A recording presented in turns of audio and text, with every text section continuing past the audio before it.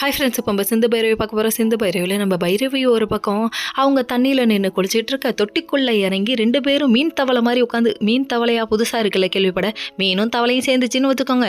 அப்படி இவங்க என்ஜாய் பண்ணிகிட்டு இருக்க டைமில் டபுக்கடின்னு காலில் ஏதோ கிடைக்குது அப்படின்னு சொல்லி கேட்க, இவர் உள்ளே போய் பார்த்துட்டு வரான்னு சொல்லிட்டு உள்ளே குனிஞ்சு போய் பார்த்துட்டு ஒரு தவக்கலை எடுத்துகிட்டு வர்றாரு. அதுக்கப்புறம் சி கருமு எத்தனை சீ போடுறாங்க. அதுக்கப்புறம் பார்த்தா இவர் எப்படி யோசிக்க ஆரம்பிச்சிட்டாராம். என்ன பாட்டு தான், வேற என்ன, இவர் இமேஜினில் ஒரு பாட்டு ஓட, அதுக்கப்புறம் தங்கத்தாமரை மகளே நீதான்னு சொல்ல, சிச்சி உன்னோட பெரிய அலும்புடான்னு சொல்லிட்டாங்க. அதுக்கப்புறம் குளிச்சு பிடிச்சிட்டு போய் காரை வெளியே எடுப்பான்னு சொல்கிறாங்க. இவங்க மல்லு கட்டி அந்த ஜீப்பை 4 பேர் உதவியோடு எடுத்துட்டாங்கங்க.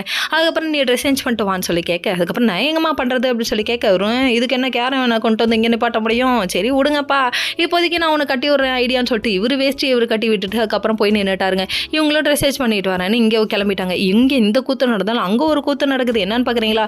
அதாவது சிந்து கம்ப்ளைண்ட் கொடுத்தாங்கன்னு சொல்லிட்டு மாமியாரை புரட்டி எடுக்கிறாங்க. கூட்டு வந்து நிற்க, நான் யாருன்னு தெரியாமல் நீ பேசுகிற ரவுடி ரங்கம்மா, அங்காள பரவேஸ்வரி எங்கம்மா அப்படின்னு சொல்லிட்டு இவங்க டைலாக் கூட, நான் யாருன்னு தெரியுமா, அதாவது எஸ்பிட்ட இருந்து கால் வந்திருக்குன்னு சொல்லிட்டு சும்மா விட்டாங்க பாருங்க 2 அரை. அதாவது என்னதான் நீ பெரிய ஆளாக இருந்தாலும் மதிக்க வேண்டிய இடத்துல மதிச்சு தானம்மா ஆகணும், இல்லாட்டினா போட்டு மிதிச்சிருவாங்க அப்படிங்கிற மாதிரி ஆயிடுச்சு.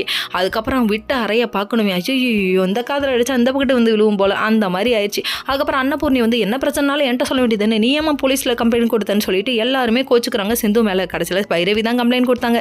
அதை சமாளிக்கிறதுக்கு இவங்க தெனன்னு முழிக்கிறாங்க. கேஸை வாபஸ் வாங்கிக்கிறேன்னு சொல்லிட்டாங்க. ஓகே.